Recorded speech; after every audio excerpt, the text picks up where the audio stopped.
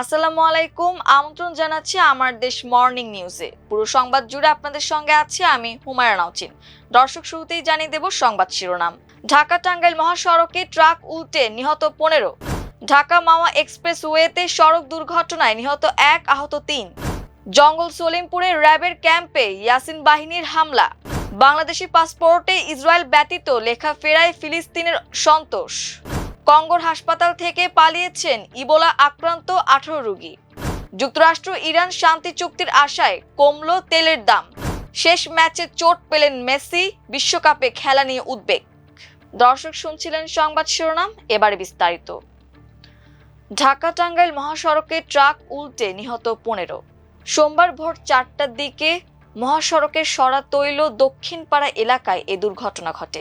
Elenga fire স্টেশনের in charge Ataur Rahman ঘটনাস্থল থেকে এ তথ্য নিশ্চিত করে জানান, ভোর 4টার দিকে রড সহ যাত্রী বোঝাই করে একটি ট্রাক উত্তরবঙ্গের দিকে যাচ্ছিল।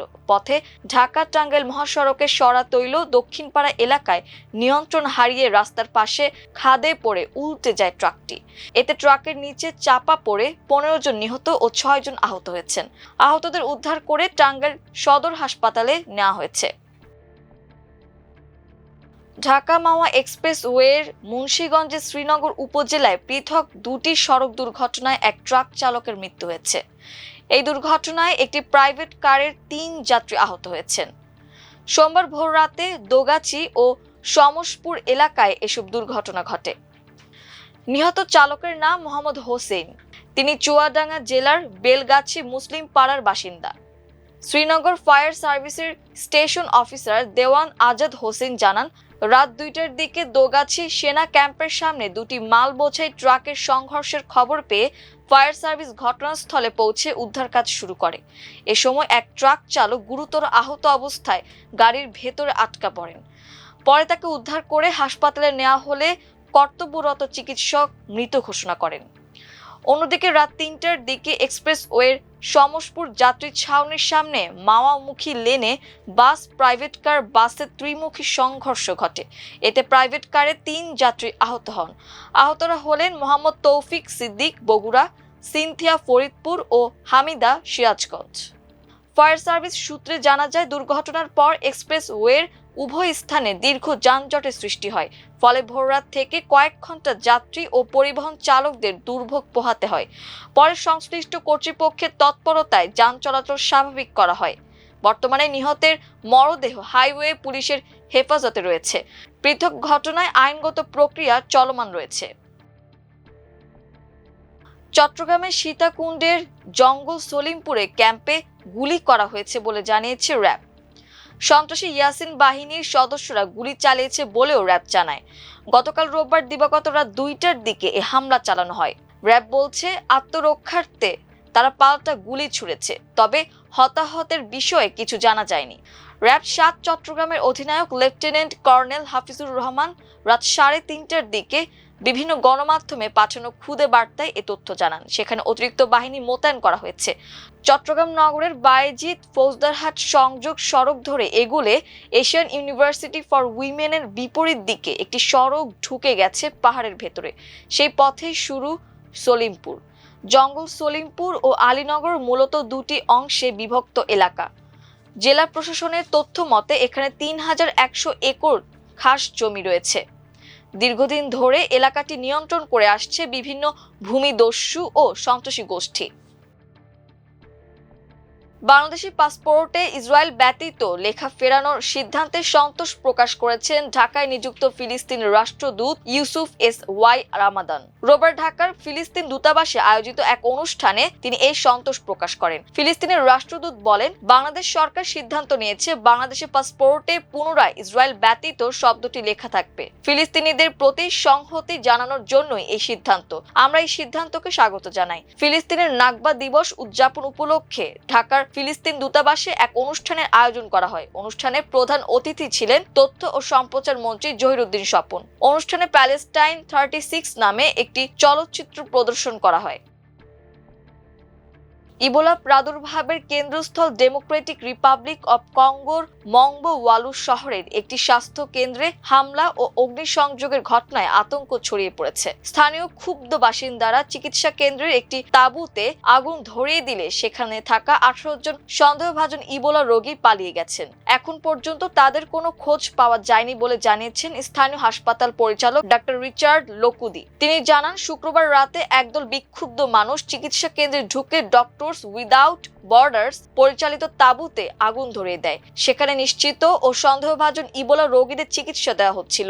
হামলায় কেউ আহত না হলেও আতঙ্কে রোগীরা ছুটোছুটি শুরু করে এবং 18 জন সন্দেহভাজন রোগী পালিয়ে যান। এটি এক সপ্তাহের মধ্যে এই ধরনের দ্বিতীয় হামলা। এর আগেও রোয়ামপাড়া শহরের একটি ইবোলা চিকিৎসা কেন্দ্রে আগুন ধরিয়ে দেওয়া হয়। সেখানে এক ব্যক্তির মৃত্যু ইবোলায় হয়েছে সন্দেহে তার মরদেহ পরিবারের কাছে হস্তান্তর না করায় উত্তেজনা ছড়িয়ে পড়ে।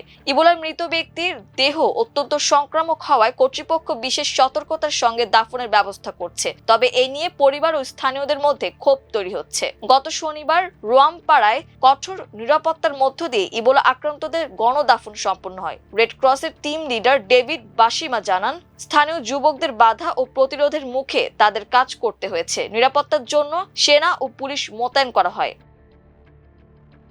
মধ্যপ্রাচ্যে দীর্ঘমেয়াদী শান্তি চুক্তির আশায় বিশ্ববাজারে তেলের দামে বড় পতন দেখা দিয়েছে। একই সঙ্গে ইতিবাচক প্রভাব পড়েছে এশিয়ার শেয়ার বাজারে। মার্কিন প্রেসিডেন্ট ডোনাল্ড ট্রাম্প জানিয়েছেন, ইরান, ইসরায়েল ও যুক্তরাষ্ট্রের মধ্যে চলমান উত্তেজনা নিরসনে একটি চুক্তি নিয়ে গুরুত্বপূর্ণ অগ্রগতি হয়েছে এবং শিগগিরই এ বিষয়ে বিস্তারিত জানানো হবে। সোমবার আন্তর্জাতিক বাজারে লেনদেন শুরু হওয়ার পর বিশ্ববাজারের তেলের বেঞ্চমার্ক ব্রেন্ট ক্রুডের দাম প্রায় 5% কমে যায়। জ্বালানির দাম কমে আসায় স্বস্তি ফিরেছে এশিয়ার ব্যবসা বাণিজ্যে।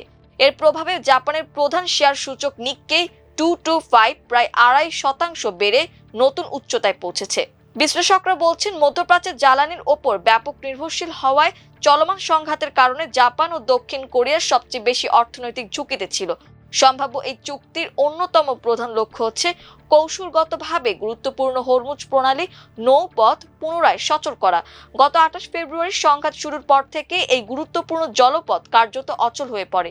বিশ্বের প্রায় 1/5 তেল ও তরলীকৃত প্রাকৃতিক গ্যাস এলএনজি এই পথ দিয়েই পরিবহন করা হয়। ফলে মার্চ থেকে বিশ্ববাজারে তেলের দামে ব্যাপক অস্থিরতা তৈরি হয়েছিল। সামাজিক যোগাযোগ মাধ্যমে দেওয়া এক পোস্টে প্রেসিডেন্ট ট্রাম্প জানান, শান্তি চুক্তি চূড়ান্ত করতে তিনি সৌদি আরব, সংযুক্ত আরব আমিরাত ও কাতারের শীর্ষ নেতাদের সঙ্গে আলোচনা করেছেন। এছাড়া ইসরায়েলি প্রধানমন্ত্রী বেঞ্জামিন নেতানিয়াহুর সঙ্গেও তার ইতিবাচক আলোচনা হয়েছে। তবে তিনি স্পষ্ট করে বলেছেন, যে কোনো চুক্তিতে ইরানকে পারমাণবিক অস্ত্র তৈরি থেকে বিরত রাখার কঠোর শর্ত থাকবে। তবে আলোচনার অগ্রগতি হলেও ট্রাম্প তার আলোচক দলকে ধীরস্থিরভাবে এগোনোর পরামর্শ দিয়েছেন। তিনি বলেন, তাড়াহুড়ো না করে সময় নিয়ে একটি কার্যকর ও টেকসই চুক্তি নিশ্চিত করতে হবে। অন্যদিকে ইরানের পররাষ্ট্র মন্ত্রণালয় জানিয়েছে, ওয়াশিংটনের সঙ্গে কিছু বিষয়ে দূরত্ব কমলেও এখনও বেশ কয়েকটি গুরুত্বপূর্ণ ও সংবেদনশীল ইস্যুতে চূড়ান্ত সিদ্ধান্ত হয়নি। শেষ ম্যাচেই চোটে পড়লেন লিওনেল মেসি। 2026 বিশ্বকাপ শুরুর মাত্র কয়েক সপ্তাহ আগে আর্জেন্টাইন অধিনায়কের এই চোট এখন বড় উদ্বেগ হয়ে দাঁড়িয়েছে আর্জেন্টিনার জাতীয় ফুটবল দলের জন্য। ইন্টার মায়ামির হয়ে খেলতে নেমে ম্যাচের মাঝপথে মাঠ ছাড়তে হয়েছে তাকে। এরপর সরাসরি ড্রেসিং রুমে চলে যাওয়ার সংখ্যা আরও বেড়েছে সমর্থকদের মধ্যে। রবিবার ফিলাডেলফিয়া ইউনিয়নের বিপক্ষে খেলছিল ইন্টার মায়ামি। বিশ্বকাপের বিরতির আগে এটিই ছিল মেসির শেষ ম্যাচ চলাকালেই হঠাৎ বদলির সংকেত দেন এই তারকা ফুটবলার। সঙ্গে সঙ্গে উদ্বেগ ছড়িয়ে পড়ে পুরো স্টেডিয়ামে। বিশ্বকাপের আগে মেসির যে কোনো শারীরিক সমস্যা এখন আর্জেন্টিনার জন্য বড় দুশ্চিন্তার বিষয়, কারণ দলটির সবচেয়ে বড় ভরসা এখনো এই 8 বারের ব্যালন ডিওর জয়ী ফুটবলার। ম্যাচের 73তম মিনিটে ঘটে সেই উদ্বেগের মুহূর্ত। তখন ম্যাচের স্কোর ছিল 4-4 সমতা। হঠাৎ করে নিজের বাঁ পায়ের পেছনের অংশে হাত দেন মেসি। কিছুক্ষণ মাঠে বসে থাকার পর তিনি বুঝিয়ে দেন আর খেলা চালিয়ে যেতে পারবেন না। দর্শক, এই ছিল আমার দেশ আজকের মর্নিং নিউজে। এতক্ষণ আমাদের সঙ্গে থাকার জন্য অসংখ্য ধন্যবাদ। আল্লাহ হাফেজ।